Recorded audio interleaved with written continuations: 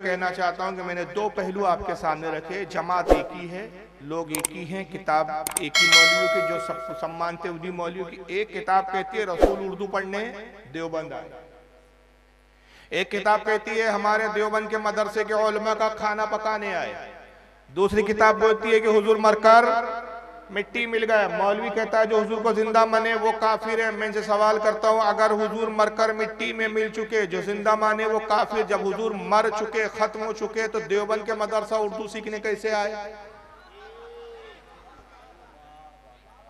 खाना बनाने कैसे आए? तो अब अगर खाना बनाने आए और उर्दू सीखने आए तो ये अकीदा गलत, तो काफिर तुम हुए फिर, और ये अकीदा सही तो वो झूठ। तो तुम्हारी कैफियत ऐसी है कि सांप के मुंह में छचुंदर है, ना उगलते बनता है ना निकलते बनता।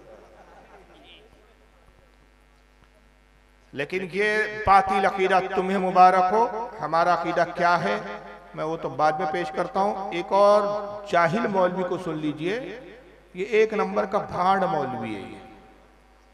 ये आपके इलाके में बहुत आता है। अच्छा, आपको पता चल गया इसी का नंबर है? वाह भाई यार, बड़े होशियार लोग हो आप। अब इस छुचेरों को सुन लीजिए, छिचोरा आदमी एक नंबर का। अरे साहब मर गया मत कहना, तो तुम उसको पुकार। अरे साहब मर गया मत कहना, तो हीन हो जाएगी। पर्दा कर गए, ये बड़ी अच्छी इस्तिलाह निकाली हमारे भाइयों ने, पर्दा कर गए। अरे पर्दा किसको कहते हैं? वो इस दुनिया से गुजर गए। अरे अल्लाह के बंदे, उसी को तो हम मौत कहते हैं। नहीं नहीं, मरे नहीं है, पर्दा कर गए। पर्दे का माना क्या हुआ? पर्दे का माना यह हुआ कि वो जिंदा है लेकिन हमारी आंखों से ओझल हो गए। हमारी आंखें इस दुनिया में देख रही हैं, हमारी आंखों से ओझल हो गए का मतलब इस दुनिया से ओझल हो गए। हाँ, इस दुनिया से ओझल हो गए। अरे उसी को तो हम कहते हैं वो दूसरी दुनिया में चले गए। नहीं नहीं नहीं, वो इस दुनिया में ओझल नहीं, पर्दा कर गए। तुम कितना ही अच्छा लक़ब ले लो, पर्दा कर गए। जिंदा हैं, बाहयात हैं, पर्दा कर गए, विसाल कर गए, वफात कर गए, कुछ भी कहो, उनको जिंदा साबित करने के लिए कितने ही अच्छे अलकाब से तुम पुकार लो, लेकिन हकीकत यह है कि जनाबे मोहम्मदुर रसूलुल्लाह इस दुनिया में मौजूद नहीं है। अगर है तो मुझे बताओ, अहले हदीस का ये गुनाहगार बंदा मोहम्मदुर रसूलुल्लाह से मिलने के लिए जाएगा, मुझे एड्रेस दो, मुझे पता बताओ कि जिंदा है तो कहां है, किस जगह है, कहां मिलेंगे, मैं जाऊंगा। मैं उनको अपने घर पे बुला के अपना गुलाम नहीं बनाऊंगा कि जब चाहो अपने घर पे बुला लो, जब चाहो 2 बजे बुला लो, मर्जी चाहे तो 12 बजे बुला लो, मर्जी चाहे तो 10 बजे बुला लो। हम उनको अपने घर पे बुलाना गवारा नहीं करेंगे। मेरा घर इस लायक नहीं कि हम आका को बुलाएं। हम उनको अपने घर पे बुलाना गवारा नहीं करेंगे। मेरा घर इस लायक नहीं कि हम आका को बुलाएं। हमें बताओ कि मेरा नबी कहां है, किस जगह है। तुम जाओ या ना जाओ, कम से कम पूरे हिंदुस्तान में भीख मांग के और चंदा करके, पूरे हिंदुस्तान में भीख मांग के और चंदा करके हम जरूर आका से मिलने के लिए जाएंगे। कि बड़े लोगों से मिला जाता है, बड़े लोगों को नौकर बना के अपने घर पे बुलाया नहीं जाता है।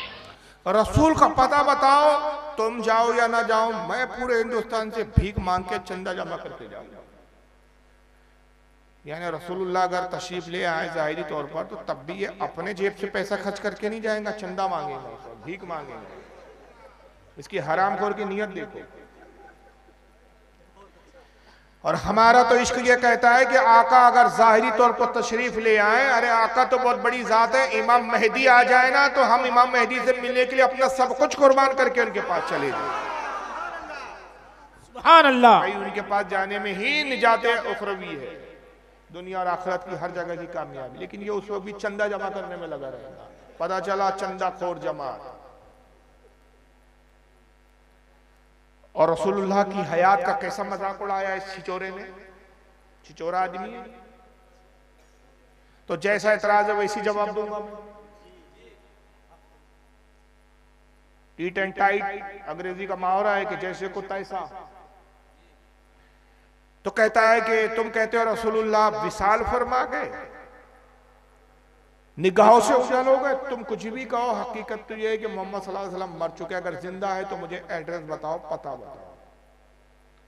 भाई आपको नहीं पता रसूलुल्लाह कहाँ है, हुजूर का कहाँ एड्रेस है, कहाँ है भाई?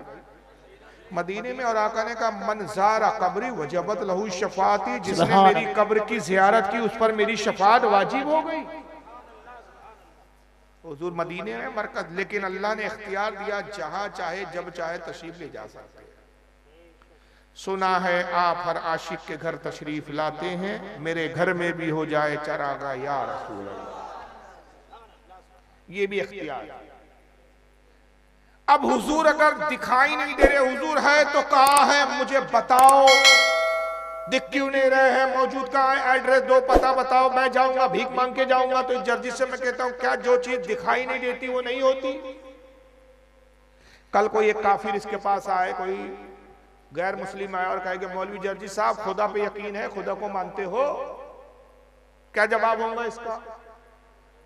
भाई मैं खुदा को मानता हूं। कहाँ है तुम्हारा अल्लाह, मुझे दिखाओ, उसका एड्रेस बताओ। तो इसका बाप भी एड्रेस नहीं दिखाता। कल कोई जाए और जर्जिस का गला दबाना शुरू कर दे और जर्जिस तड़पे चीखे चिल्ला कहे क्यों मेरा गला दबा रहे हो, मैं मर जाऊंगा। भाई कैसे मर रहे हो, मलकुल मौत तो हमें नजर ही नहीं आ रहा, कैसे मर सकते हो तुम? मलकुल मौत आज तक दिखे नहीं भाई, मरने वाले को ही दिखते सिर्फ, जिंदों को तो नहीं दिखेगा। एक खंजर लो और इसके कांधे को, इसके बाजू को छीलना शुरू कर दो, खून बहने लगे, जख्मी होने लगे, चीखे तड़पे, क्यों कर रहे हो? भाई अल्लाह के रसूल की हदीस है, दो फरिश्ते कांधे पे होते, उसी देखना चाह रहा हूं, नजर तो नहीं आ रहे, दिखाओ कहाँ है फरिश्ते। करामन कातिबीन कहाँ है भाई, करामन कातिबीन दिखाओ, मुझे तो नजर नहीं आ रहे। तो जो चीज नहीं होती, दिखती नहीं तो क्या नहीं होती? हवा है लेकिन हमें हवा भी नजर नहीं आती। तो हमारा ना देखना ना होने की दलील नहीं होता।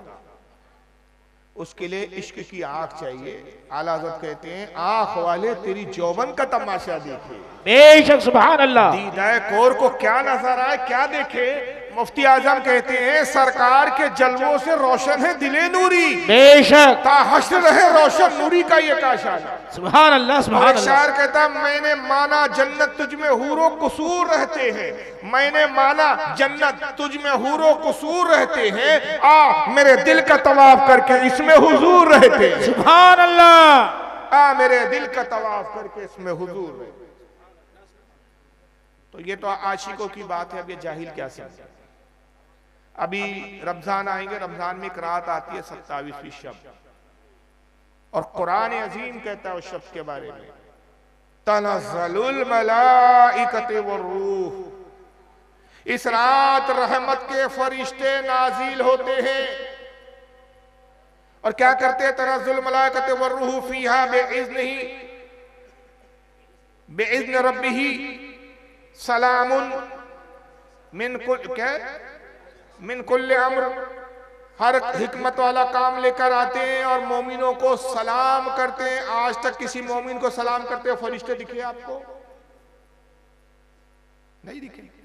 शैतान है लेकिन शैतान भी दिखता नहीं है। इब्लीस के अब्बा है शैतान, नजर नहीं आए लेकिन हमें आज। तो हर चीज जो नजर ना आए इस बात की दलील नहीं कि वो नहीं होती। लेकिन चलिए जर्जिस साहब की एक जिद है। हम अदबन कहते हैं कि रसूलुल्लाह हमारी आंखों से उछल हो गए। हुजूर मौजूद है लेकिन हमारी निगाह नहीं देख सकते। हुजूर विशाल फरमा गए, हुजूर आंखों से उछल हो गए, हुजूर पर्दे में है। हमारे और हुजूर के दरमियान में गैबी पर्दा है, उस पर्दे की बुनियाद पे हम रसूल को नहीं देख पाते हैं। ये हम अदब में कहते हैं। लेकिन इस गुस्ताख जमात को अदब मंजूर नहीं। ये कहते हैं तुम कितना ही अच्छा लक़ब लगा लो, तुम कहो पर्दा कर गए, आंखों से उजल हो गए, हमारी निगाह देख नहीं पा रही। कितने ही अच्छे अलकाब में तुम कह दो, हकीकत तो यह है कि मोहम्मद सल्लल्लाहु अलैहि वसल्लम जिंदा नहीं है, तुम उनको जिंदा साबित नहीं कर सकते। तो मैं कुरान अजीम से एक जवाब देता हूं कि इंसान की हकीकत कुरान बयान करता है। पारा 14 सूरह नहल आयत नंबर 4। अल्लाह फरमाता है खलकल इंसान मिन नुतफतिन फइज़ा हुवा खसीमुम मुबीन। अल्लाह फरमाता है कि हमने इंसान को एक गंदे नुतफे से, गंदे पानी से पैदा किया।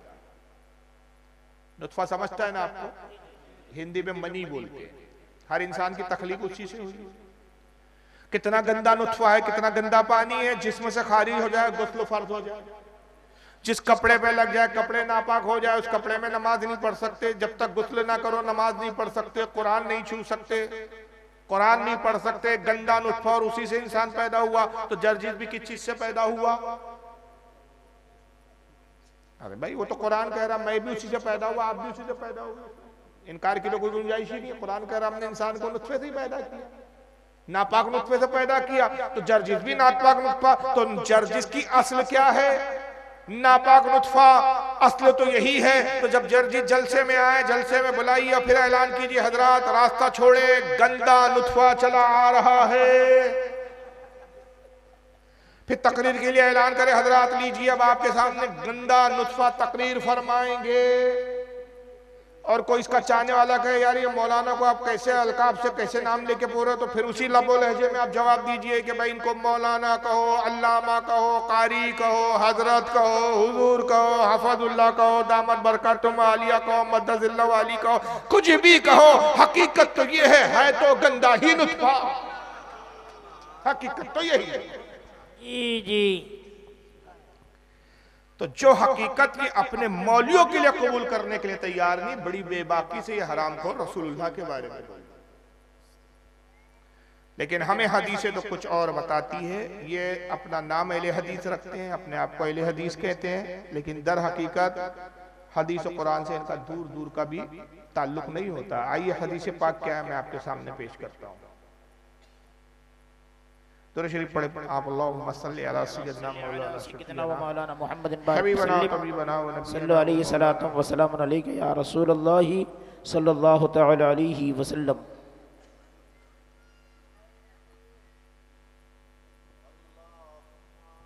अल्लाहु रब्बु मुहम्मदिन सल्लल्लाहु अलैहि वसल्लम नहनु इबादु मुहम्मदिन सल्लल्लाहु अलैहि वसल्लम सल्लल्लाहु तआला अलैहि वसल्लम। अल्लाहु रब्बु मुहम्मदिन सल्लल्लाहु अलैहि वसल्लम नहनु इबादु मुहम्मदिन सल्लल्लाहु अलैहि वसल्लम सल्लल्लाहु तआला अलैहि वसल्लम। अल्लाहुम्मा सल्लि अला सय्यिदिना मौलाना मुहम्मदिन बारिक वसल्लिम सल्लु अलैहि सलातुम व सलामन अलैका या रसूलल्लाह सल्लल्लाहु तआला अलैहि वसल्लम।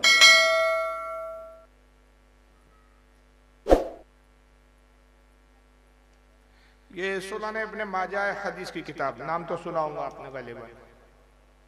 6 हदीस की सही किताबें अहले सुन्नत व जमात में मानी जाती है, उनमें से एक किताब है सुनाने इब्ने माजा, हदीस नंबर 1637। आइए इमाम इब्ने माजा इस हदीस में किताबुल जनाइज में हदीस लाए हैं। क्या बयान करते हैं? अन अबी दरदा रज़ियल्लाहु ताला अन्हु क़ाला क़ाला रसूलुल्लाह सल्लल्लाहु अलैहि वसल्लम अक्सरुस सलाता अलैया यौमुल जुमा। आका सल्लल्लाहु अलैहि वसल्लम ने इरशाद फरमाया, अबू दरदा रज़ियल्लाहु ताला अन्हु रिवायत करते बयान करते हैं कि रसूलुल्लाह ने फरमाया कि ऐ लोगों, जुमे के दिन मुझ पर खूब कसरत से दुरूद शरीफ पढ़ा करो। फ़इन्नहु मशहुदुन तशहुदुल मलाइका, इसलिए कि जुमे के दिन बहुत ज्यादा बड़ी तादाद में फरिश्ते मेरी बारगाह में हाजिर होते हैं। फ़इन्ना अहदन लन युसल्लिया इलैया इल्ला उरिदत अलैया सलातुहु हत्ता यफरगा मिन्हा। आका ने कहा कि जब तुम में से कोई मुझ पर दुरूद और सलाम पढ़ता, कहीं भी रहे किसी भी जगह, वहां से जब दुरूद और सलाम मुझ पर पढ़ता है तो वो दुरूद मुझ तक पहुंचाया जाता रहता है। सुभान अल्लाह। मैं अपने उस उम्मती के दुरूद को सुनता रहता हूँ, यहाँ तक के पढ़ने वाला फिर खामोश हो जाए, फारिग हो जाए। काला कुल तो बादल मौत। हजरत अबू दरदा कहते हैं कि साहबा ने पूछा अल्लाह के नबी, अभी आप जिंदा है तो दुरूद सुनते हैं, क्या मौत के बाद भी आप दुरूद सुनेंगे उम्मतियों का? काला बादल मौत, फरमाया हाँ मैं मौत के बाद भी दुरूद सुनूंगा। इन अल्लाह हर्रमा अलल अर्दी अन तक़ूला अज़्ज़ादल अंबिया अलैहिस्सलाम, इसलिए कि बेशक अल्लाह ने जमीन पर हराम कर दिया है कि वो नबियों के जिस्मों को खाए। नबियों का जिस्म मिट्टी नहीं होता, बल्कि फ़नबियुल्लाहि हय्युन युरज़क़, अल्लाह का नबी जिंदा होता है और उसको रिस्क दिया जाता है। सुभान अल्लाह। तो जो पहले वाला कह रहा था कि कब्र में जिंदा नहीं है वो भी झूठा, दूसरा वाला कह रहा था कि जो रसूल को जिंदा माने वो काफिर, वो भी झूठा। तो ये मौलवी बोलते तो ये है कि हम कुरान और हदीस को मानते, लेकिन दर हकीकत बात कुरान और हदीस के खिलाफ है। आखिर में मैं फिर एक चीज़ दिखा देता हूँ और इसी पर इख्तिताम करूँगा कि ये इनसे जो हमारे इख्तलाफात है ये तो बहुत लंबी फहरिस्त है, छोटा सा बयान उसका मुताबिल नहीं हो सकता कि क्या क्या इख्तलाफात है। लेकिन मैं 3 वीडियो यहाँ पर एक चीज़ दिखाना चाहता हूँ आपको कि ये अहले सुन्नत को बदनाम करने के लिए झूठ भी बहुत बोलते हैं।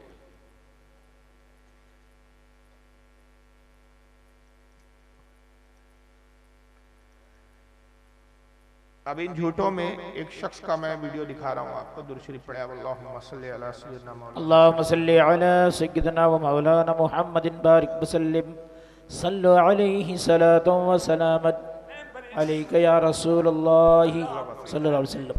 क्या इमाम अहमद रज़ा खान बरेलवी गलत है? उनकी किताबें पढ़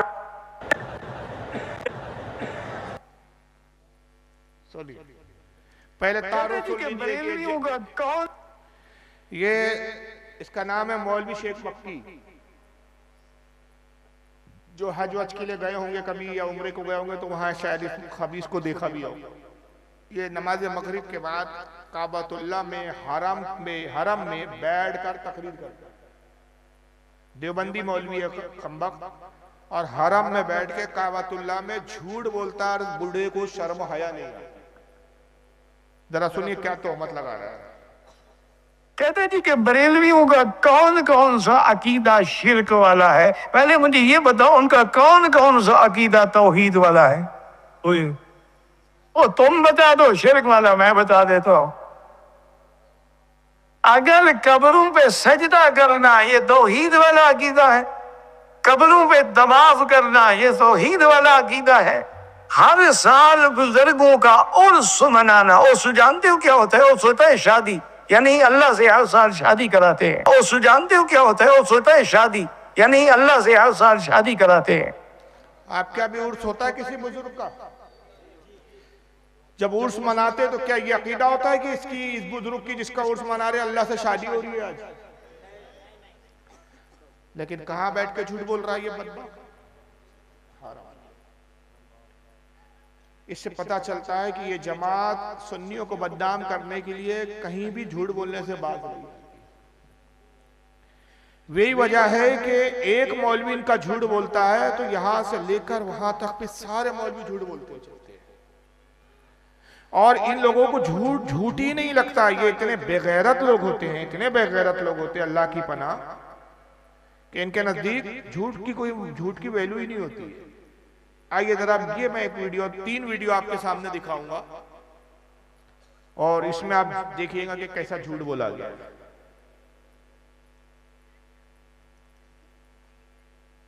सुनिए, ये पहली जर्जिस की वीडियो। एक किताब आती है सीरत गौसे पाक के नाम से, इंडिया की छपी हुई है, बॉम्बे से छपी हुई है। सीरत गौसे पाक हाजी अली की दरगाह पे मिल जाएगी, थोक के भाव बिकती है किताब। कीमत भी बहुत ज़्यादा नहीं है, सिर्फ 75 रुपये इंडियन करेंसी। लिखा है 181 सफ़े पर देखेंगे, लिखा हुआ है गौसे आजम दस्तगीर। अब दस्तगीर का माना देखिए क्या लिखा हुआ है। बड़े पीर साहब ने अल्लाह से कहा कि दिखाओ ये 7 आसमान तूने कैसे बनाए। मैं ये दिखलाना चाहता हूं शिर्क के नुकसानात क्या हैं। जब शिर्क इंसानी जिंदगी में आता है तो ये अल्लाह के मकाम और मर्तबे को किस तरह घटाता है। बड़े पीर साहब अल्लाह से कह रहे हैं, गौसे पाक अब्दुल कादिर जिलानी, कि मुझे दिखलाओ ये 7 आसमान तूने कैसे बनाए। गोया कि ये इंजीनियर थे, सिग्नेचर इनको करना थे। अल्लाह ताला इनको लेके चला। पहला आसमान देखा, कहा बिल्कुल ठीक। दूसरा देखा, कहा मुस्तहसन, अच्छा है। तीसरे को भी पास कर दिया। चौथे आसमान पर जब अल्लाह पहुंचा तो उसको भी पास कर दिया कि ये भी ठीक। छठे आसमान पर जब अल्लाह पहुंचा, 5वां छठे पर, तो वहां से अल्लाह का पैर फिसला। बड़े पीर साहब का पैर नहीं फिसला, मैं बोलने में गलती नहीं कर रहा हूं, अल्लाह का पैर फिसला और छठे आसमान से अल्लाह गिरा और वो गिरकर नीचे चौथे आसमान पर आया। बड़े पीर साहब ने अपना दाहिना हाथ बढ़ाया, और अल्लाह को खींच लिया, पकड़ के उनको उठा लिया, गिरने से, जमीन पर आने से उनको रोक लिया, हाथ पकड़ा और उनको खींचा और ऊपर चढ़ा लिया। उस दिन से उनका नाम पड़ गया दस्तगीर, हाथ बढ़ाकर अल्लाह को खींचने वाला। यह दस्तगीर का माना यह है, हाथ बढ़ाकर अल्लाह को खींचने वाला। मैं समझता हूं कि अल्लाह की जो रुसवाई और जिल्लत इस फिरके ने की है, शायद हिंदुओं की मजहबी किताबें भी अगर आप पढ़ डालें तो ये नहीं मिलेगा आपको। ये हमारे ताल्लुक से इससे झूठ बोला है कि एक किताब आती है सुन्नियों के यहाँ, बरेलियों के यहाँ, और किताब कहाँ मिलती है? हाजी अली की दरगाह। आज तक वो किताब का एक टुकड़ा भी नहीं मिला। हाजी अली की दरगाह पे किताब मिलती है, थोक के भाव आती है, कीमत 75 रुपए है, कीमत भी बता रहा है, मिलने की जगह भी बता रहा है कि जगह का नाम जहाँ किताब मिलती है हाजी अली है, किताब 75 रुपए की है, और उसके अंदर लिखा हुआ है सफ़ा 179 पर, पेज नंबर भी बता रहा है। जब इतने परफेक्ट हवाला देगा तो सुनने वाला समझेगा कि मौलाना झूठ नहीं बोलता। मगर अक्लमंद आदमी जो होगा ना, थोड़ा सा जिसको शऊर हो, तो समझ लेगा कि इससे बड़ा कज़्ज़ाब और झूठा नहीं है। इसलिए कि कोई भी किताब उस वक्त तक अहमियत की हामिल नहीं होती जब तक किताब के मुसन्निफ का कोई अता पता ना हो। पूरे बयान में उसने एक जगह भी नहीं बयान किया कि इसका लिखने वाला कौन है, इसके अब्बा ने लिखा कि इसकी अम्मी ने लिखा, किसने लिखा। भाई सुन्नियों में तो किसी ने लिखा नहीं ऐसी किताब। 10 साल से मैं चैलेंज करता हुआ आ रहा हूं, 10 साल होने का अरसा आ गया कि अगर तू वाकई हलाली है तो हमें असली किताब दिखा दे। मगर वो 10 साल से साबित कर रहा है कि मैं हलाली हूं नहीं। अगर हलाली होता तो किताब दिखा देता। और इसकी ज़रूरत आज तक इसका ये झूठ धो रही है। हाजी अली की दरगाह पे मिलती है, सफ़ा 179 पे ये लिखा हुआ है कि गौस पाक ने अल्लाह से कहा कि तू आसमान मुझे दिखा, कैसे बनाए तू। गौस पाक को अल्लाह आसमानों में ले गया, पहला आसमान दिखाया, गौस पाक ने आसमान की तारीफ की, दूसरा आसमान दिखाया, तारीफ की, तीसरा, चौथा, पांचवा, छठे आसमान पर जब अल्लाह गौस पाक को लेकर पहुंचा तो अल्लाह का पैर फिसल गया। माज़अल्लाह अस्तग़फिरुल्लाह, अल्लाह छठे आसमान से गिरा। गौस पाक ने हाथ बढ़ाकर गौस जो है अल्लाह को गिरने से बचा लिया। तो उस दिन से उनका नाम पड़ गया दस्तगीर, हाथ पकड़कर अल्लाह को बचाने वाला। इसकी अम्मा ने ये लिखी है लुगत जिसमें ये माना लिखा हुआ। लेकिन इस पूरे वाक़े में एक जुमला याद रखिए कि अल्लाह ताला कहां से गिरा। इसके कहने के मुताबिक हमारे नजदीक तो अल्लाह जिस्म जिस्मानियत से पाक, आने जाने से पाक, चलने फिरने से पाक, ना वो कोई जाता है ना आता है, ना कहीं बैठा है ना खड़ा है, वो सब इन चीजों से पाक है। छठे आसमान से अल्लाह गिरा। अब इसको रखिए, अब एक दूसरे मौलवी को सुन लीजिए। इसका नाम है जावेद उस्मान रब्बानी, चेन्नई का रहने वाला, इंडिया, चेन्नई, जिसको मद्रास कहा जाता था पहले। अब उसी वाक्य को ये सुना रहा है। ये कैसे सुनाता है दरअसल?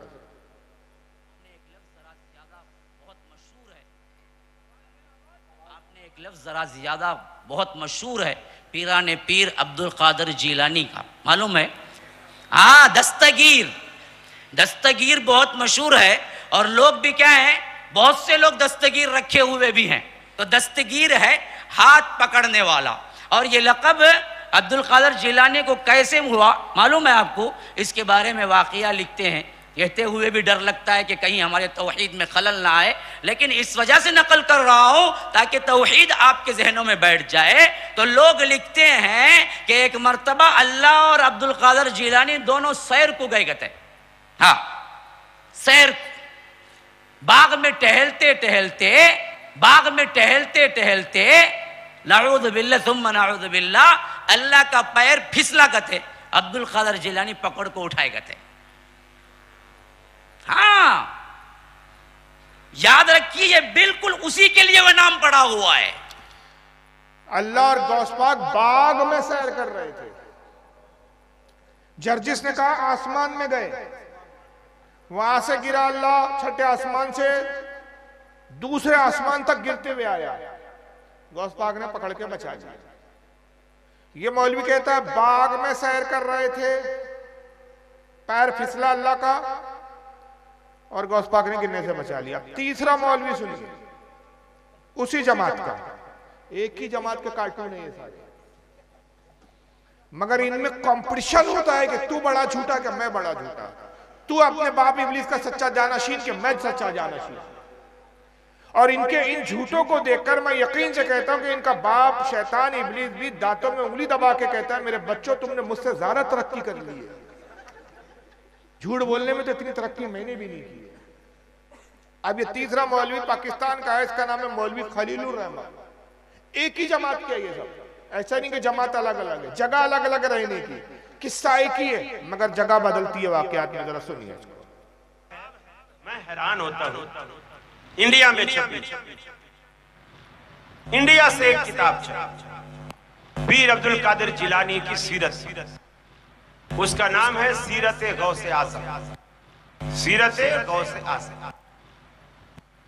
वो किताब छपी, उसके सफा नंबर 81 मेरे पास मोबाइल में उसका अक्स, उसका फोटो, टाइटल का भी और उस सफे का भी मौजूद है। उसके सफा 81 पर पीर साहब की को जो हम दस्तगीर बोले कहते हैं, वो क्यों कहते हैं इसकी वजह तस्मिया लिखते हैं। कहते हैं कि अल्लाह ताला और पीर अब्दुल कादिर जिलानी दोनों जन्नत में सैर कर रहे, वीडियो में दोनों जन्नत में सैर कर रहे। आगे केले का छिलका पड़ा हुआ था, जन्नत में सैर कर रहे थे, आगे केले का छिलका पड़ा हुआ था, तरक्की हो गई। और आसमान भी नहीं था, बाग भी नहीं था, जन्नत आ गई और जन्नत में भी केले का छिलका आ गया। इसकी अम्मी ने खा के छोड़ा था वो केले का छिलका। जाहिल देखो, हराम खोरों को झूठ बोलने में शर्म नहीं आती। दोनों जन्नत में सैर कर रहे, आगे केले का छिलका पड़ा हुआ था। नऊज़ बिल्लाह, नऊज़ बिल्लाह, नऊज़ बिल्लाह। अल्लाह की नजर न पड़ी, पांव पड़ गए। केले के छिलके पर अल्लाह की नजर न पड़ी, पांव पड़ गया। फिर केले का छिलका क्या करता है वो तो आपको पता ही है। अल्लाह फिसल गया, नऊज़ बिल्लाह मिन ज़ालिक। और पीर अब्दुल कादिर जिलानी चूंकि हाथ पे हाथ दे के चल रहे थे जन्नत में, तो जब अल्लाह ताला नऊज़ बिल्लाह फिसले तो पीर साहब ने फौरन हाथ खींच लिया, तो अल्लाह को गिरने से बचा, अल्लाह ताला को गिरने से बचा। तो अल्लाह ताला ने कहा, ऐ अब्दुल कादिर जिलानी, तूने हमारा हाथ पकड़कर हमें गिरने से बचाया है, जाओ आज से तुम्हारा लक़ब दस्तगीर। किस्सा पूरा वही है, लेकिन एक आसमान की बात करता है, एक बाग की बात करता है, एक जन्नत की बात करता है। और कमाल यह है कि ये पूरा वाक़या किसी किताब में हमारे अहले सुन्नत की है ही। सिर्फ ये बयान करके बताना ये चाहते कि देखो सुन्नियों का, बरेलियों का अकीदा कितना गंदा है कि खुदा की भी ताज़ीम इज्जत नहीं करते, जबकि मैं हवाले से और दलील से बताता हूँ कि इनका अकीदा क्या है खुदा के बारे में, अल्लाह के बारे में, माज़अल्लाह अस्तग़फिरुल्लाह। और दलील के साथ हवाला गलत साबित करने पर जो चोर की सजा वो मेरी सजा। और मैं ये कहूँगा कि 1 लाख ले लो, 2 लाख ले लो, इनके पास पैसों की कमी नहीं है।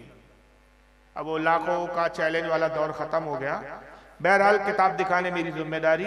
आइए देखिए किताब, यह है फतावे रशीदिया, यहाँ पे टेबल पर भी रखी हुई है, ये लाल कलर की मौलवी रशीद अहमद गंगोई की लिखी हुई है, सफा नंबर 97 है, 97। उस पर लिखते हैं कि पस साबित हुआ कि किस्म दाखिले तहते कुदरत बारी ताला जल्ला व आला है, क्यों ना हो वह हुआ अला कुल्ली शैइन कदीर।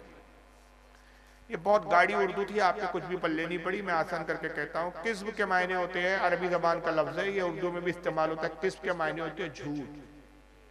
कहता है कि पस साबित हुआ किस्म दाखिले तहते कुदरत बारी ताला जल्ला वाला, यानी अल्लाह ताला के इख्तियार में है, कुदरत में, कि वो चाहे तो झूठ बोल सकता है। अस्तगफिरुल्लाह। और वो झूठ बोलता है क्यों? कि वो खुद फरमाता है वह हुआ अला कुल्ली शैइन कदीर, वो हर चीज पर कादिर है, तो झूठ बोलने पर भी कादिर है। माज़अल्लाह, अस्तगफिरुल्लाह। ये झूठा इल्जाम तो हम पे लगा रहे हैं कि केले के छिलके पे अल्लाह का पैर फिसला और गिर गया, माज़अल्लाह, और गौस पाक ने बचाया, जबकि झूठी बात है। हमारी किसी किताब में नहीं हमारा अकीदा है, क्योंकि हम अल्लाह को जिस्म जिस्मानियत से ही पाक मानते हैं। लेकिन ये किताब में लिखा दिखाना हमारी जिम्मेदारी है। और आइए अल्लाह की तौहीन और कैसे की इन बदबख्तों ने।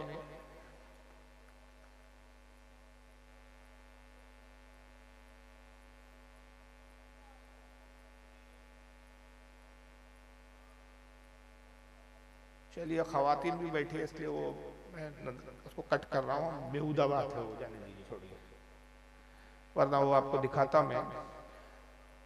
बल्कि एक किताब है उसका नाम है, अब वो मेरे पास है, दिख नहीं रहा, ढूंढना पड़ेगा, सवाने कासमी, मौलवी कासिम नानातवी की सवाने लिखी गई, और उसमें लिखा गया है कि बचपन के आलम में मौलाना कासिम नानातवी ने ख्वाब ये देखा कि वो अल्लाह की गोद में बैठे हुए हैं। तो ये तो अल्लाह की गोदों में ये बैठते और ये लिख के मर गए और इल्जाम हम पर लगा रहे।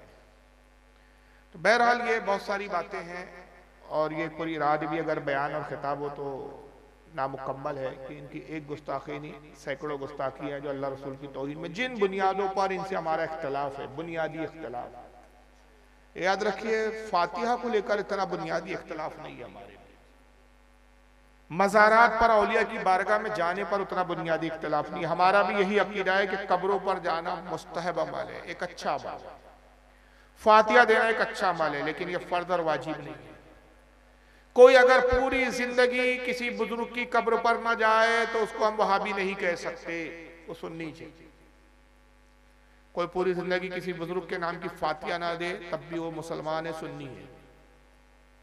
फातिहा दे अच्छी बात है, कब्र पे जाए अच्छी बात है, नियाज करे अच्छी बात है, कूंडे मनाए अच्छी बात है, शब बारात आ रही है, शब बारात में नमाजें पढ़े, नफली इबादत है, अच्छी बात है, लेकिन कोई ना पढ़े कोई उस पर गुनाह नहीं है, कोई उस पर पूछ नहीं। लेकिन वहाबी क्या करते हैं, ये देवबंदी क्या करते हैं, इसी चीज को ये पिक्चर में लाते, सामने लाते हैं कि भाई ये कब्रों पे तुम जाते हो, ये हमारा इख्तलाफ है, तुम फातिहा देते हो, रसूलुल्लाह ने फातिहा दी क्या, ये इख्तलाफ है। हम कहते हैं ये बुनियादी इख्तलाफ नहीं है। बुनियादी इख्तलाफ तुमसे हमारा ये है कि तुम्हारे आलिमों ने, तुम्हारे मौलवियों ने रसूलुल्लाह की शान में बदतरीन तौहीन की, जिसकी बुनियाद पर हमारे अकाबरीन ने, हमारे बुजुर्गों ने उन तौहीन की बुनियाद पर तुमको इस्लाम से खारिज कहा। जैसे मौलवी अशरफ अली थानवी ने किताब लिखी तहज़ुरुन नास, उसमें लिखा कि रसूलुल्लाह को जो अल्लाह ने इल्म गैब दिया, ऐसा इल्म गैब जानवर और पागलों को भी है। हिफ्ज़ुल ईमान, हिफ्ज़ुल ईमान में लिखी, मैंने क्या कहा, हाँ हिफ्ज़ुल ईमान। तहज़ुरुन नास मौलवी कासिम नानातवी ने लिखी, और उसके अंदर से लिखा है कि रसूलुल्लाह के बाद भी कोई नया नबी पैदा हो सकता है, और हुजूर के बाद भी अगर कोई नया नबी आ जाए तो हुजूर के आखिरी नबी होने पर कोई फर्क नहीं पड़ेगा। माज़अल्लाह, ये कुफ्र है, क्योंकि कुरान इसकी गवाही देता है कि रसूलुल्लाह के बाद कोई नबी नहीं आएगा। हुजूर ने फरमाया मेरे बाद अगर कोई नबी होता वो उमर इब्न खत्ताब होता। जब हजरत उमर जैसा जलील क़द्र सहाबी नबी नहीं हो सकता तो आज के जमाने में कौन नबी हो सकता है? सहाबी के बराबर नहीं हो सकता तो नबी कहां से हो सकता? यही खलील अहमद अम्बेटवी ने बराइनुल कातिया में लिखा कि अल्लाह के रसूल से ज्यादा इल्म शैतान को है। माज़अल्लाह तक़फ़िरुल्लाह। फतावा रशीदिया की अब आप इबारत देख चुके कि अल्लाह भी झूठ बोल सकता है। ये वो चार देवबंदियों के मेन अकाबरीन हैं, चार बुजुर्ग हैं जिन्होंने ये बातें कही, लिखी। 13 साल अशरफ अली थानवी को आला हज़रत ने समझाया, 13 साल खता किताबत की आला हज़रत ने कि तुम ये जो तुमने गुस्ताखी की इससे तौबा कर लो, या तो वो तावील बयान करोगे जिसकी बुनियाद पर तुमसे कुफ्र उठ जाए। हो सकता है हमारे समझने में गलती हो, इस बात का इबारत का मतलब कुछ और हो जो तुम जानते हो हम नहीं समझ पाए, आप हमें बताइए कि आप इससे क्या मुराद लेते। लेकिन 13 साल तक अशरफ अली थानवी मुतमईन नहीं कर सका, और ना अपनी इबारत को उसने सही साबित की इसने, और ना सुन्नी उलमा के सामने आया।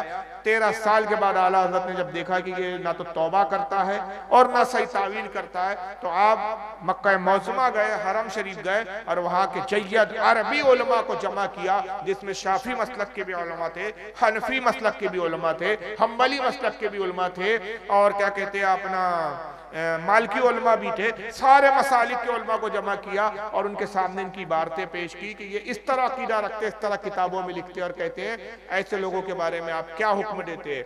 तो उलमाए हरमैन तैयबैन ने, यानी मक्का और मदीना के उलमा ने मुत्तफ़िक़ा तौर पर फतवा दिया कि ये ऐसे बदतरीन काफिर है कि जो इनके कुफ्र में शक करे वो भी काफिर है। मन शक्का फी कुफ्रिही व अज़ाबिही फ़क़द कफ़र। और ये सारे उलमा के फतावे एक मुस्तकिल किताब में छपे और आज तक वो अरबी और उसके साथ उर्दू ट्रांसलेशन, उर्दू तर्जमा दोनों साथ साथ छपते हैं। ये किताब आप हासिल कर सकते हैं बरेली से, बम्बई से, दिल्ली से, जहाँ भी जो बड़े बड़े कुतुब खानों के जो सुन्नियों के है एरिए, वहाँ से आप हासिल कर सकते हैं। उस किताब का जिसमें सारे फतावे मौजूद है उसका नाम है हुस्सामुल हरमैन। हुस्सामुल हरमैन के मायने होते हैं हरमैन की तलवार, और ये फतावे आज तक मौजूद है। अब हो सकता है कोई कहे कि भाई जिन्होंने लिखा, जिन्होंने कहा वो तो मर गए, हमारा तो अकीदा है ही नहीं, वो उन्होंने गलत लिखा, अल्लाह ताला देखेंगे, सही लिखा अल्लाह इनाम देगा। आप हमको किस बुनियाद पे गलत कह रहे हैं? तो याद रखिए कुरान अजीम का फैसला है। अल्लाह ताला फरमाता है यौमा नदू कुल्लु उनासिम बिइमामिहिम, हश्र के दिन को याद करो जब हम तुम्हें तुम्हारे पेशवा के साथ बुलाएंगे, तुम्हारे बुजुर्ग के साथ बुलाएंगे। तो अगर आप किसी को अपना बुजुर्ग समझते हैं, बड़ा समझते हैं, अपनी जमात का आलिम समझते हैं, अगर वो गलत, उसका अकीदा गलत, तो आप भी उसके साथ जहन्नम में ही जाएंगे। जी बेशक, क्योंकि आपने जिसको अपना बुजुर्ग को पेशवा बनाया, अगर वो जहन्नमी तो आप भी जहन्नमी। तो इख्तलाफ तब शुरू होता है कि जब जिन पर कुफ्र के फतवे, इनको जब कोई अपना बुजुर्ग कहता है, रहमतुल्लाह अलैह कहता है, आलिम फाजिल कहता है, और इनको काफिर कहने से पशुपेश करता है, हिचकिचाता है, उस पर भी वो हुक्म आया देता है। ये कहने से काम नहीं चलेगा कि साहब हमारा ईमान हमारे साथ, उनका उनके साथ। याद रखिए इस्लाम कुफ्र को कुफ्र मानना और ईमान को ईमान मानने का नाम है। दोनों मिले जुले नहीं चल सकते। अल्लाह फरमाता है कुरान अजीम में, ला यस्तवी अस्हाबुन नारी व अस्हाबुल जन्ना अस्हाबुल जन्नती हुमुल फाइजून। अल्लाह फरमाता है क्या जहन्नम वाले और जन्नत वाले बराबर हो जाएंगे? हरगिज बराबर नहीं हो सकते। जो जन्नत वाले वही कामयाबी को पहुंचे। बेशक। और दूसरे मकाम पे एक जगह अल्लाह सूरह बकरा में फरमाता है, वला तलबिसुल हक्का बिल बातिली व तक्तमुल हक्का व अंतुम तालमून, और हक और बातिल को आपस में ना मिलाओ और जानते बूझते हक को ना छुपाओ। तो जब भी गलत और सही को एक समझा जाता है, एक किया जाता है, तो वो इस्लाम के खिलाफ है। और ऐसा करने वाला जाहिर है चोर का साथ देने वाला भी चोर कहलाता है। अगरचे वो अदालत में बारह कहे कि चोरी तो मैंने नहीं की, मगर चोर का साथ तो दिया, चोर को अच्छा तो कहा, चोर को सपोर्ट तो किया। बहरहाल ऐसी जमातों से आप मजहबी एतबार से बचिए। सियासी अगर मामलात में इनके साथ बैठने की कोई नौबत आती है वो एक अलहदा बात है, और उसमें भी अवाम को इजाजत नहीं होती। या उलमा का ही मामला होता है कि वो हालात को देखकर फैसला करें। अवाम को इजाजत नहीं है कि इनके साथ उठे बैठे, खाए पिए, इनके पीछे नमाजें पढ़े, इनसे रिश्तेदारियां करे। जाहिर है कि जब ये इस्लाम से खारिज है तो ऐसे लोगों से ना आपकी रिश्तेदारी हो सकती है, ना उनके पीछे आपकी नमाज हो सकती है। हक है। अल्लाह ताला से दुआ है खालिक कायनात आज की इस बज़्म को कबूल फरमाए। इदारा हाजा दारुल उलूम नईमिया ख्वाजा गरीब नवाज को दिन दुगनी रात चौगनी तरक्की अता फरमाए। सवाल पूछ लीजिए, किसी को कुछ पूछना हो तो पूछ सकते हैं। हेलो, अस्सलाम वालेकुम रहमतुल्लाहि व बरकातुहू। वालेकुम अस्सलाम व रहमतुल्लाह। हजरत एक सवाल था कि अभी के दौर में सबसे पहले तो सब सुन्नी थे, अभी कुछ लोग कट के वहाबी बन गए हैं, लेकिन अभी ऐसा भी कई गाँव में है कि अपने आप को सुन्नी भी नहीं कहलाता है, देवबंदी भी नहीं कहलाता है। और जो है वो जो उन लोग अपने जमात के पीछे नमाज भी पढ़ते हैं और जनाजा के भी नमाज अपने इसके पीछे पढ़ते हैं। और जब कुरान खानी का वक्त होता है तो फिर सुन्नियों को बुला के कुरान खानी करवाता है। तो इनके लिए शरीयत में उस इमाम के हुक्म क्या है और उन लोगों के लिए क्या शरीयत का हुक्म है? पूरी तकरीर का निचोड़ यही था। तकरीर के अकीदा इनका, हमारा इख्तलाफ इनके अकीदे को लेकर है। और आपने खुद सुना और तस्लीम कर लिया कि भाई रसूलुल्लाह की शान में इन्होंने तौहीन की है। जी जी। मैं आप ही से सवाल करता हूँ, जो नबी को मुर्दा कहे आप उनको मुसलमान समझते हैं? नहीं। जब हदीस और कुरान के खिलाफ ये अकीदा है, जब हदीस कहती है कि आका जिंदा है, नबी ने फरमाया आका अंबिया जिंदा है, नबी अपनी कब्रों में खाते पीते हैं, जिंदा होते हैं, और ये कहे कि हम तो नबी को मुर्दा मानते हैं माज़अल्लाह। और खुद इन्होंने हमें काफिर कहा इस बुनियाद पे, इसने कहा जो रसूल को जिंदा माने वो काफिर है, तो हम तो नबी को जिंदा मानते, तो इनके अकीदे के मुताबिक हम काफिर हुए। तो मैं इन्हीं से पूछता हूँ कि भाई जब तुम हमें काफिर कहते हो, हम मज़ारों पे जाते हो तो तुम हमें मुशरिक कहते हो, तो फिर मुशरिकों से कुरान खानी क्यों करवाते हो? जी हजरत, जो फिर जो सुन्नी उलमा जो जाते हैं उनके यहाँ कुरान खाने जाते हैं, इनके शादियों में शरीक शिरकत करते हैं, निकाह पढ़ाते हैं, या इनके पीछे जो नमाज पढ़ते हैं, जानते बूझते करते हैं, मालूम है कट्टर बदअकीदा, उसके बाद भी करते हैं, तो उन पर खुद तजदीद ईमान वाजिब है। उनका अपना खुद का निकाह उनकी बीवी से टूट गया। आपके बंगाल में सबसे बड़ा मसला यह है कि अवाम से ज्यादा यहाँ ढुलबुल मौलवी दिखते मुझे। मैं खिलिया डंकी की चोट पे बोल रहा हूँ, बुरा लगे मेरी बला से, मुझे परवाह नहीं है, मत बुलाना अगली बार में। वैसे भी थोड़ा सा आने में यहाँ हिचकिचाता ही है। सबसे बड़ा प्रॉब्लम यहाँ मौलवियों से आता है। मैं आपके बंगाल में एक इलाके में गया, वहाँ एक मौलवी साहब स्टेज पे ही बैठे हुए थे। एक शख्स ने, नौजवान ने सवाल किया कि हजरत वहाबी का निकाह पढ़ाना कैसा है। मैंने कहा बिल्कुल जायज नहीं, और जिसने पढ़ाया उसको मालूम था कि ये कट्टर वहाबी है और उस वहाबी का कुफ्र जाहिर था, फिर भी उसने जानते पूछते पढ़ाया, तो इस मौलवी जिसने पढ़ाया उसका अपना निकाह टूट गया। उसमें स्टेज पे एक मौलवी साहब वही बैठे थे जो खुद पढ़ाते थे। जी जी सर। तो पूछने वाले ने कहा सर ये आपके स्टेज पे बैठे ये तो पढ़ाते हैं। मैंने कहा भाई आप क्यों पढ़ाते हैं? तो कहा हम नहीं पढ़ाएंगे तो दूसरा पढ़ा देंगे। मैंने कहा तो अजीब बात हुई, यानी ये तो ऐसा शराब रखी है तो आप ही ने पी ली, क्यों मैं ना पीऊंगा तो कोई दूसरा पी लेंगे? तो ये क्या बात हुई यार, हर आदमी को अपने अमाल का हिसाब देना है। तो सबसे बड़ा प्रॉब्लम आपके बंगाल के मौलवियों का है। बहुत कम मौलवी मुझे तो बहुत ही शायद ही कभी जिंदगी में मुझे याद पड़ता कि कोई ऐसा मौलवी यहाँ मिला हो जो बहुत कट्टर टनाटन सुन्नी मिला हो, जैसे हमारे इधर होते। इतने कट्टर नहीं मिलते मुझे यहाँ। पिलपिले ही मौलवियों में ही पिलपिलाट ज्यादा दिखती मुझे यहाँ, हजरत इधर भी उधर भी। तो अवाम का तो फिर माशाअल्लाह क्या बोले फिर। अस्सलाम वालेकुम। वालेकुम अस्सलाम। मैंने यूट्यूब क्लिप में देखा है, शब्बीर वारिसी कह के एक हजरत है, उन्होंने कहा कि सिद्दीक अकबर जो है, हजरत अली से बड़ा सिद्दीक अकबर कोई हो नहीं सकता। ये सवाल है हमारा। जाहिल शख्स है भाई एक वो। और शब्बीर वारसी जिसका आप नाम बता रहे हैं, शिया राफदी है। सबसे पहली गलतफहमी ये हमारे यहाँ कि उसको लोग सुन्नी समझते हैं, क्योंकि उसने सिर्फ वारसी नाम लगा दिया। नाम रखने से कोई नहीं हो जाता। कल कोई गंगा राम आपके बीच आया और नाम मोहम्मद हनीफ रख दे, तो नाम रखने से वो गंगा राम मोहम्मद हनीफ नहीं हो जाएगा। उसके अकीदे और नजरियात देखे जाएंगे। आदमी नाम से नहीं नजरियों से पहचाना जाता है। एक आदमी मिसाल के तौर पे एक शिया आदमी हो और सुन्नियों के बीच आके चापलूसी में आके अबू बकर सिद्दीक की फजीलत बयान करने लगे, अमीर माविया की तारीफ बयान करने लगे, तो क्या उसके शिया लोग कहेंगे कि भाई ये सुन्नी है? नहीं।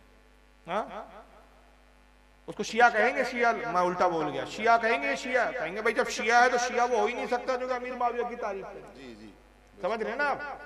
शिया वो हो ही नहीं सकता जो हजरत अबू बकर सिद्दीक की तारीफ करे। शिया इनसे नफरत करते।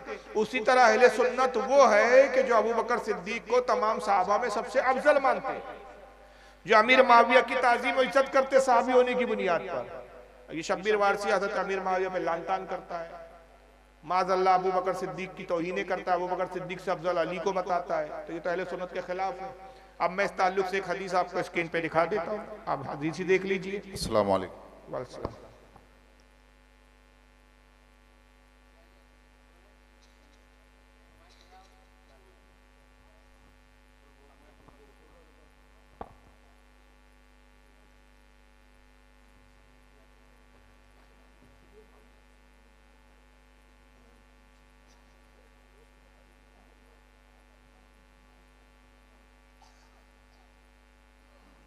ये देखिए किताब।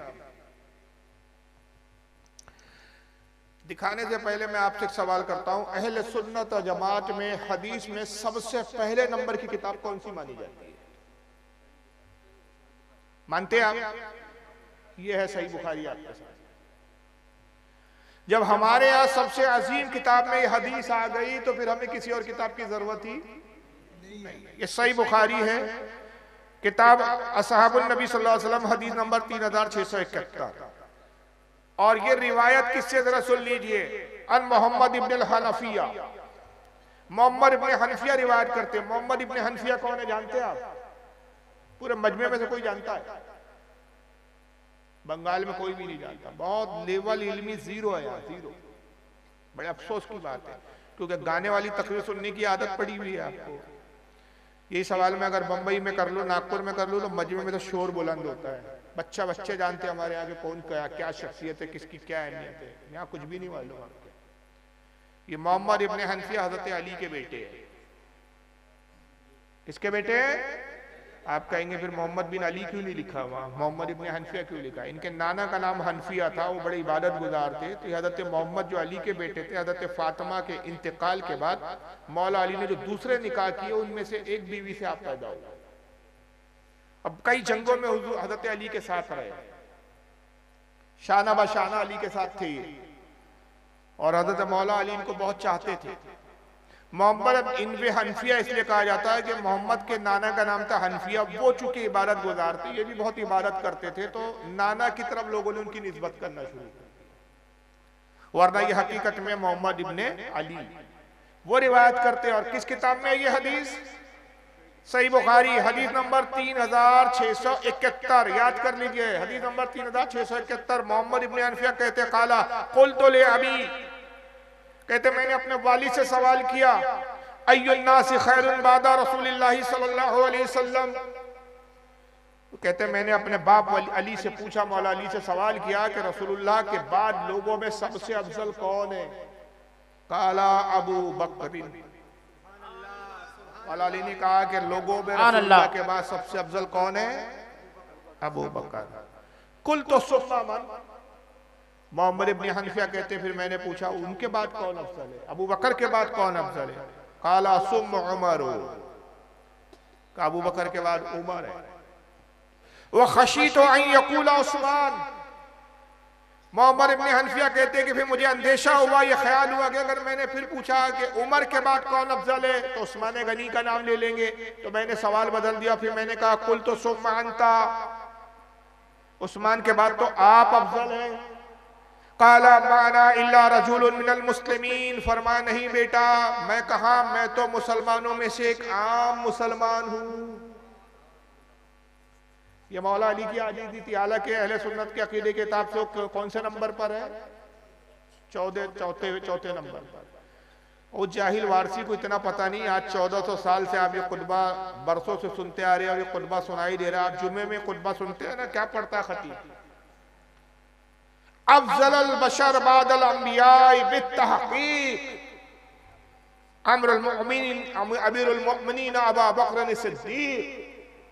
क्या मतलब है? कभी पूछो खतीब साहब से इसका तर्जुमा क्या आपने पढ़ा? हर जुम्मे में खुतबे में पढ़ा जाता है। तमाम इंसानों में, तमाम लोगों में बादल अंबिया, अंबिया और रसूल के बाद सबसे अफजल अबू बकर सिद्दीक है बित्तहकीक। इस पर तहकीक हो चुकी, इस पर इज्मा और इस पर इत्तेफाक हो चुका। और फिर ये सिर्फ बुखारी, इमाम बुखारी ने लिखा, इमाम आजम अबू हनीफा के अल-फ़िक़्ह अकबर उठा लीजिए आप, उनकी किताब, उसमें फरमाते अबू बकर सिद्दीक सबसे अफजल है। सरकार गौसे आजम की गुनियत तालिबीन उठा लीजिए, हज़रत मखदूम अशरफ सिमनानी की लताइफ़ अशरफी उठा लीजिए, दाता गंजबख्श लाहौरी की कशफुल महजूब उठा लीजिए, निज़ामुद्दीन औलिया की फ़वादुल फ़वाइद उठा लीजिए। यहाँ से वहाँ तक हज़ारों सैकड़ों किताबें अहले सुन्नत का इस पर इज्मा और इत्तिफ़ाक़ है कि तमाम अंबिया के बाद, रसूल के बाद सबसे अफजल सहाबा में अबू बकर सिद्दीक। और जिसने इससे सबसे पहले इख्तलाफ किया, जिन्होंने माज़अल्लाह अली को पहले नंबर पर कहा, वो एक फ़िरका था, उसका नाम भी था, उनको तफसीली कहा गया और उसे गुमराह करार दिया गया। तो ये वारसी आरसी जो है ना, ये शियाओं में जाके बैठता है, काले कपड़े पहनता है, वही सब अंदाज है, सिर्फ मातम करना रह गया, बाकी सारे अकीदे शियाओं की तरह। और इन्होंने अपना नाम छुपाने के लिए नया लेबल लाया है, वो ये है कि जिनको शिया बोलने में शर्म आती है वो आजकल अपने आप को मौलाई बोलते हैं, और जो डंगे की चोट पर बोलते हैं हम शिया है तो वो शिया है खुलकर, और जिनको शर्म आती है। और दूसरा मसला क्या है कि शियाओं क्या पीरी मुरीदी नहीं होती? पीरी मुरीदी कहाँ है? सुन्नियों में। इनकी रोजी रोटी पीरी मुरीदी में, अगर खुलकर शिया बोलेंगे तो पीरी मुरीदी मारी जाएंगी।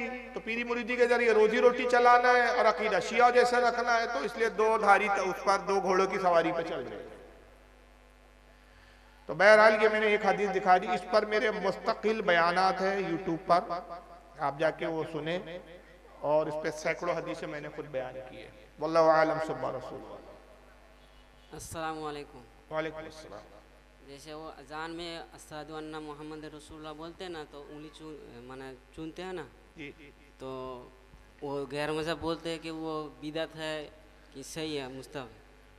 वो बोलने वाले सबसे बड़े बिदअती है, कमाल ये है कि कोई ऐसी बात वो बोले जो पढ़ा लिखा हो, किताबें जिसके पास हो, पढ़ता हो तो समझ में आता है। अब ऐसे जाहिल जिनके पास ना अरबी की किताब होती है ना कभी हदीस देखा, हदीस किसे बोलते ये नहीं मालूम, इधर उधर की सुनी सुनाई बोलिए, तो ऐसे जाहिलों की बात पे एतबार भी नहीं करना चाहिए।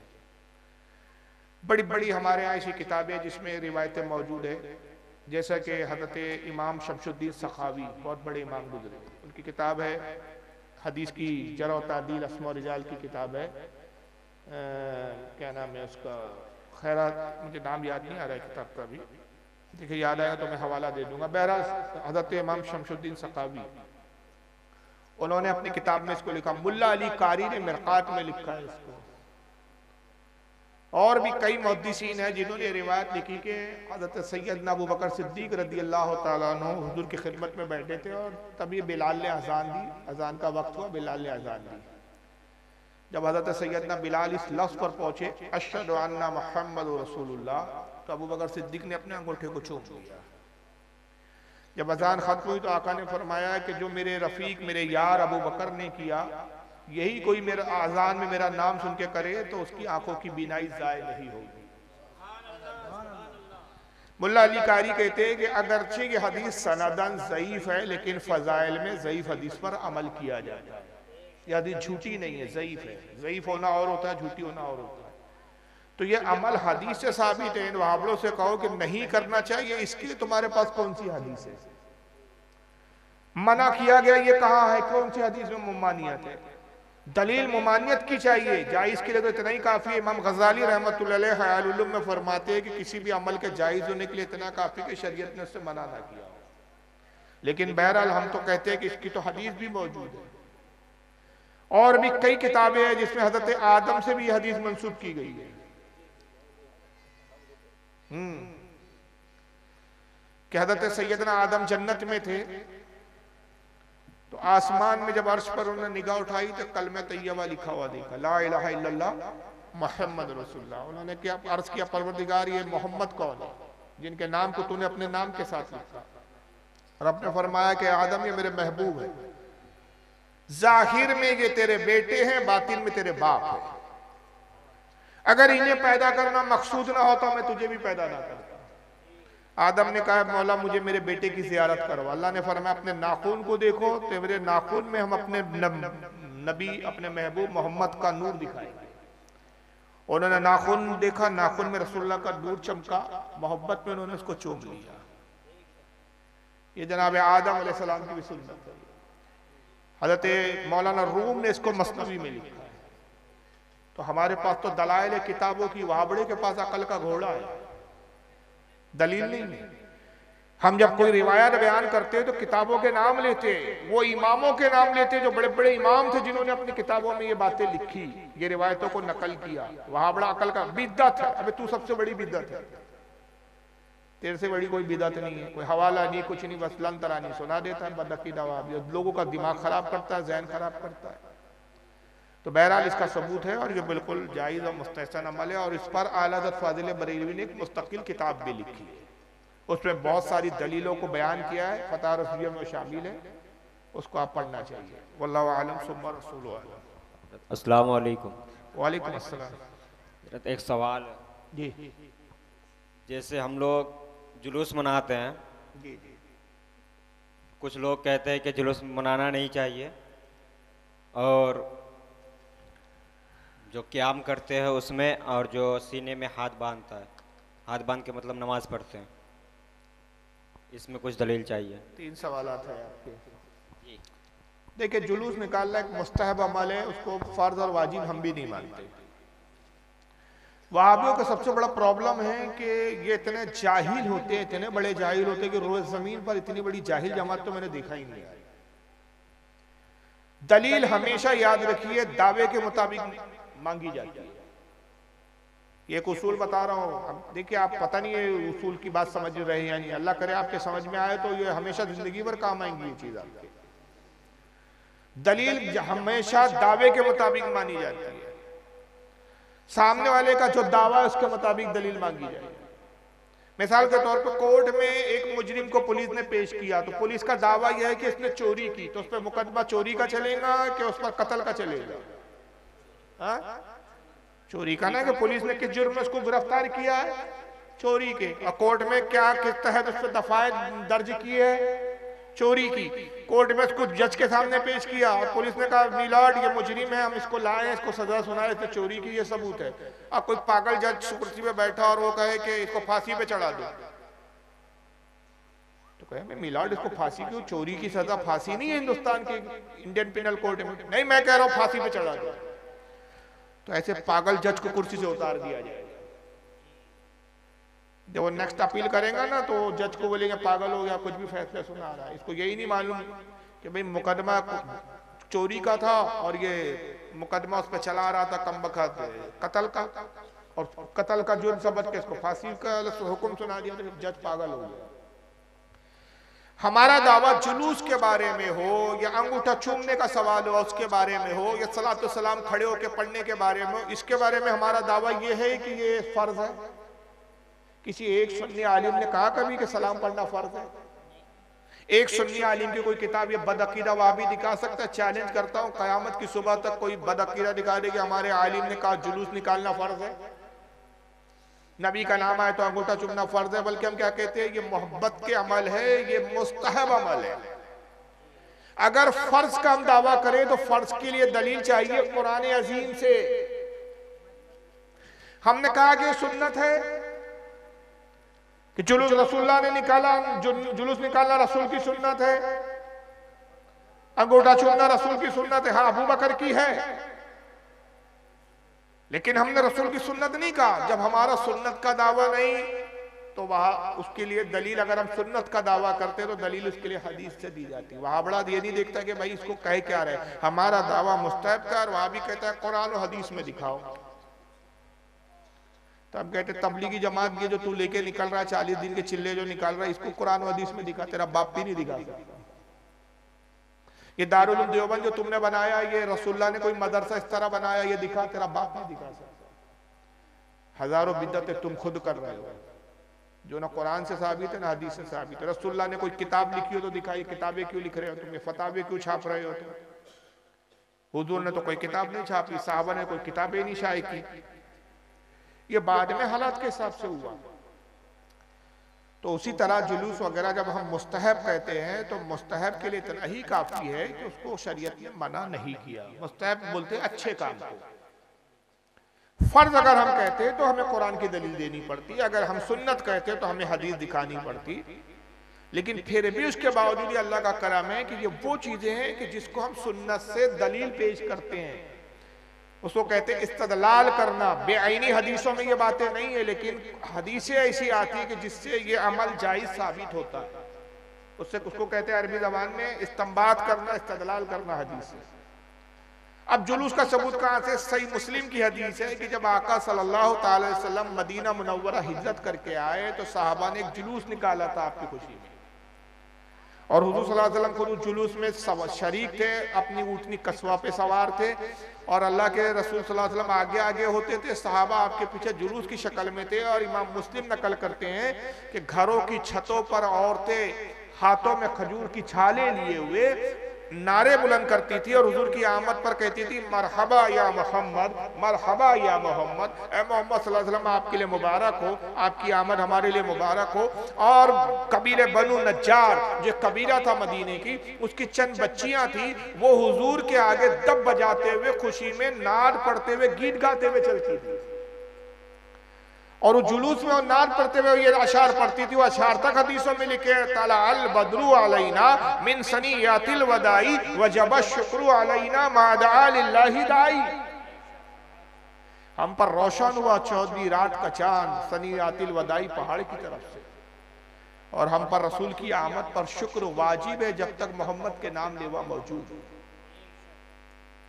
ये जुलूस की असल वहां से है कि पता चला कि किसी खुशी के मौके पर जुलूस निकालना ये साहबा का तरीका रहा है, क्योंकि साहबा मदीने के साहबा के लिए खुशी का मौका था कि हुजूर हिजरत करके मक्का से मदीना आए। जब कायनात में आका की जलवागरी हुई, क्या वो दिन खुशी का है या नहीं? तो उस खुशी के इजहार के लिए हम जुलूस निकालते हैं, उसको हम फर्द वाजिब नहीं कहते।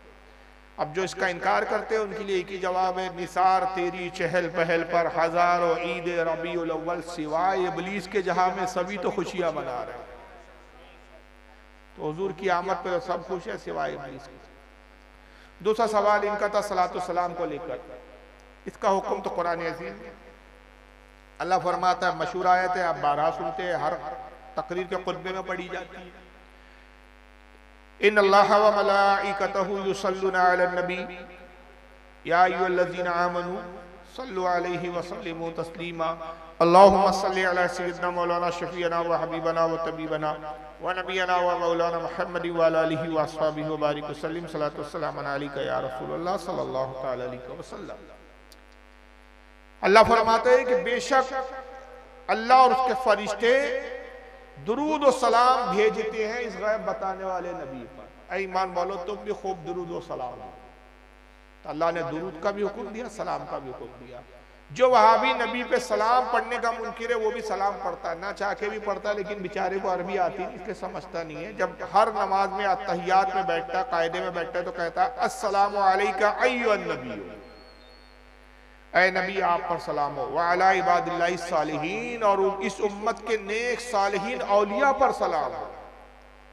वलियों पे भी सलाम भेज रहा है, नबी पे भी सलाम भेज रहा है। उसी को हम अपनी जबान में अरबी में कहते हैं या नबी सलाम अलैकुम। शाह अब्दुल हक मोहद्दिस देहलवी बहुत बड़े मुहद्दिस गुजरे हैं, 500 साल 550 साल पहले गुजरे। देवबंदी हो, अहले हदीस हो, बरेलवी हो, सबका सिलसिले हदीस उन्हीं से जाके मिलता है। हदीस में सबके उस्ताद है हिंदुस्तान में इल्म हदीस को राज करने वाली पहली शख्सियत। उनकी किताब है अखबारुल अखियार। शाह अब्दुल हक मोहद्दिस देहलवी अखबारुल अखियार में दुआ नकल करते हुए कहते हैं कि ऐ परवरदिगार, मेरा कोई अमल ऐसा नहीं जो तेरी बारगाह में मकबूल हो। मेरे अमल में कोताहियाँ हैं, कमजोरियाँ हैं, फसाद नीयत है, मगर तेरे फजल व करम से मेरा एक अमल बहुत शानदार है, और मुझे यकीन है कि इस अमल के एवज अल्लाह ताला तू मेरे हर गुनाह को बख्श देगा। और वो ये कि महफिल मिलाद में तेरे नबी पर खड़े होकर सलातो सलाम पढ़ता हूँ। और कमाल की बात यह कि किताब जो मेरे पास है इसको छापा भी देवबंदी हो, फारसी जबान में असली किताब है, उसका उर्दू तर्जमा भी देवबंदियों के मौलवियों ने किया है। वहाँ भी छापते हैं पैसा कमाने के लिए, पढ़ते नहीं और अमल करते नहीं। ये फिरका एतराजिया है, इनकी जिंदगी से एतराज करने में गुजर गई।